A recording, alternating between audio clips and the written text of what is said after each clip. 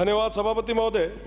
आज आपने Rajasthan coaching centre नियंत्रण एवं विनियमन अधिनियम पर विधेयक पर मुझे बोलने का मौका दिया। मैं मेरी बात शुरू करूंगा। सैकड़ों युद्ध लड़े थे उन्होंने, 80 घाव लगे थे तन पे, फिर भी व्यथा नहीं थी मन में। उन लाइनों से साहब, राजस्थान का इतिहास बहुत गौरवशाली है और बड़ा दुख होता है जब राजस्थान के इतिहास को, उस गौरवशाली इतिहास को देश की सबसे बड़ी पंचायत में चैलेंज किया जाता है और उसको लेके हम सब चुपचाप बैठे सुनते हैं। मुझे लगता है कि उन तमाम लोगों को मुंह तोड़ जवाब देने की जरूरत है। आज का जो बिल है वो बहुत जरूरी बिल है, कोचिंग का बिल है। कई सारे तमाम जो हमारे सदस्य हैं उन्होंने अपनी अपनी बात रखी, कई सारे सुझाव दिए। चर्चा शुरू हुई आत्महत्याओं को लेके कि हमारे जो युवा है, जो विद्यार्थी है, वो आत्महत्या क्यों कर रहे हैं। बिल कुछ और कह रहा है, सिचुएशन कुछ और है। आत्महत्या इसलिए हो रही है क्योंकि आज के समय में उन विद्यार्थियों पे, उन युवाओं पे, उन बच्चों पे जबरदस्ती वो तमाम चीजें थोप दी जा रही है। इसमें गलती किसकी? गलती है अभिभावकों की। साहब, माइतर है वही टाबरा ना संभाल है। आज के समय में जो हमारे बच्चे हैं, जो स्टूडेंट हैं, जो IIT जी की तैयारी कर रहे हैं, उनको इरोडोव, क्रोटोव जैसी थ्योरीज पढ़ाई जाती है। IIT अगर क्रैक करनी है, जी अगर क्रैक करना है तो आपको यह पढ़ना पड़ेगा। ये क्या है पता है साहब? ये नासा के वो टेक्निकल पॉइंट्स है।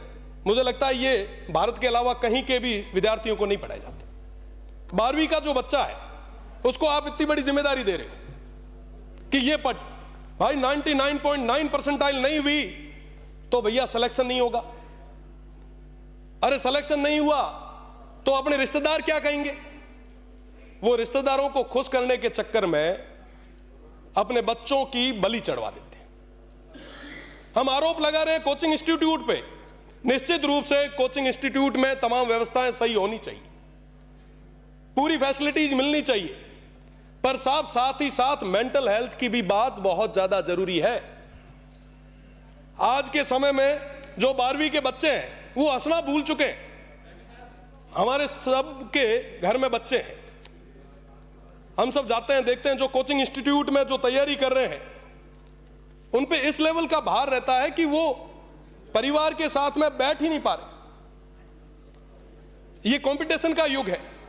आज के समय में लगभग 10,000 में से जाके 100 जनों का सिलेक्शन होता है और उन पर इस तरीके का प्रेशर डाल दिया जाता है जिसकी वजह से वो ऐसे कदम उठा रहे। साहब, मुझे लगता है कि इसके लिए हमें नींवों को मजबूत करने की ज्यादा जरूरत है। नींव कैसे? आज के समय में हमारे जो स्कूल्स हैं उसके अंदर क्या हम सही तरीके से वो व्यवस्थाएं दे पा रहे हैं? हमारे जितने भी ग्रामीण परिवेश की स्कूलें हैं, क्या उनमें शिक्षण व्यवस्थाएं हैं, जो शिक्षा की गुणवत्ता है, क्या वो सही है? आपको मैं अगर मेरे शिव की ही बात करूं तो 11 विद्यालय ऐसे जहां पे अध्यापक ही नहीं है, पंचायत सहायकों के भरोसे चल रहे हैं। 42 विद्यालय ऐसे हैं जहां पर एक अध्यापक के भरोसे चल रहे हैं। 200 विद्यालय ऐसे हैं जिनमें सिर्फ 2 ही अध्यापक हैं। और फिर हम बात कर रहे हैं साहब कि बेहतर शिक्षा हमारे विद्यार्थियों को मिले। अगर मैं ग्रामीण परिवेश की बात करूं, मैं बाड़मेर, जैसलमेर और बालोतरा की बात करूं, तो आजादी के बाद जाके अब वहां पे कॉलेजेस खुली है और उन सब कॉलेजेस में एक स्टाफ है। फिर हम सब उम्मीद करते हैं कि साहब हमारे बच्चे जो हैं वो IIT में जाए, UPSC में जाए, बड़े पद पे जाए।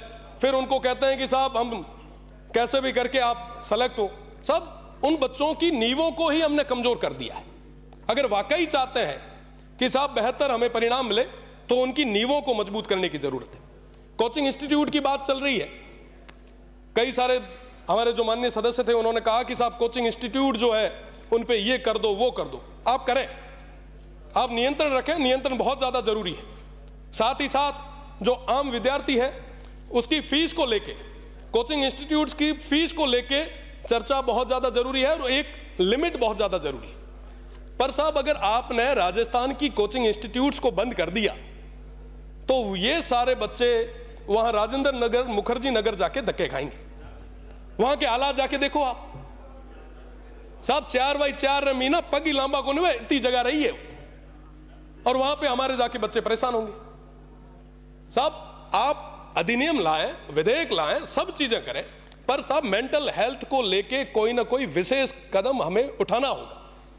बच्चों को इस तरीके से प्रेशर जो ये कर रहे हैं, ये प्रेशर कहीं ना कहीं कम होने की ज्यादा जरूरत है। और सबसे बड़ी चीज तो मैं हाथ जोड़े थोरो करूंगा तमाम रिश्तेदाराना, जो कहीं ना कहीं बच्चे पे एक तरीके से प्रेशर होता है कि साहब रिश्तेदार क्या कहेंगे, वो क्या कहेगा, तो निश्चित रूप से काउंसलिंग की बहुत ज्यादा जरूरत है।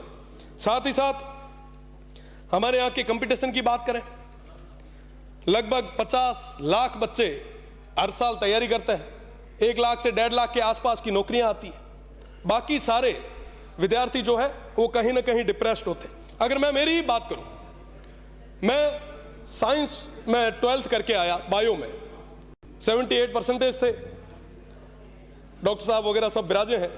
मुझे भी किसी ने सलाह दी, परिवार को भी कहा कि साहब डॉक्टरी करवा दो।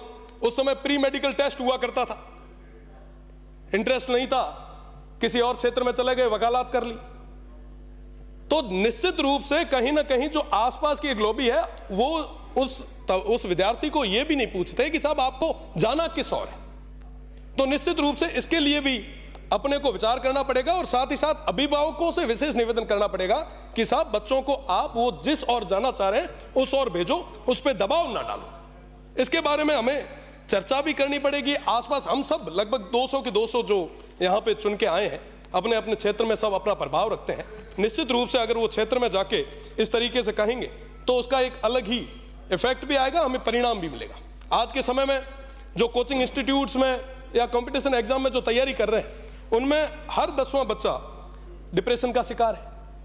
उस डिप्रेशन को कम करने के लिए हमें कई सारी चीजों पे काम करने की जरूरत है। साथ ही साथ ये जो बिल आया है, विधेयक जो आया है, निश्चित रूप से हम अधिकारियों को बहुत ज्यादा ताकतें दे रहे हैं।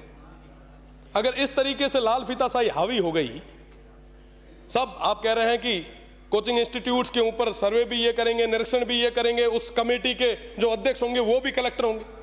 मेरे से पहले नसीराबाद से आने वाले माननीय सदस्य ने कहा कि साहब कलेक्टर लगभग 30 से 40 कमेटियों के अध्यक्ष होते हैं, वो किस किस चीजों का ध्यान रखेंगे।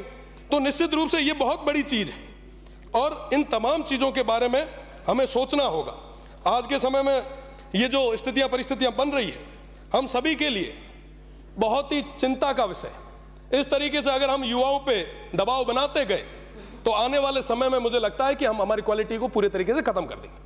हमारे यहाँ पे IIT JEE पे और तमाम कंपटीशन एग्जाम में जिस तरीके के सिलेबस है, मुझे नहीं लगता कि पूरे वर्ल्ड में ग्लोबली कहीं ऐसे सिलेबस होंगे। कहीं सिलेबस नहीं है ऐसे।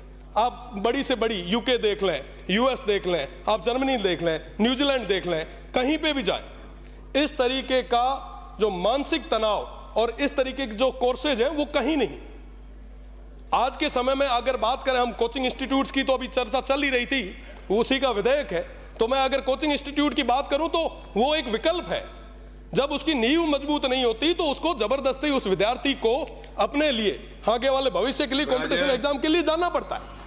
आज के समय में अगर आप इलेक्ट्रोल सिस्टम को खत्म कर दें, आप ये कह दें कि साहब एग्जाम के थ्रू MLA बन के आएंगे, तो मैं कह सकता हूं कि यहाँ पे कोचिंग खुल जाएगी MLA के लिए। तो निश्चित रूप से इन तमाम चीजों पे हमें चर्चा करने की जरूरत है कि मानसिक तनाव कैसे कम हो, हमारे विद्यार्थी जो हैं वो बढ़िया तैयारी कैसे कर पाए।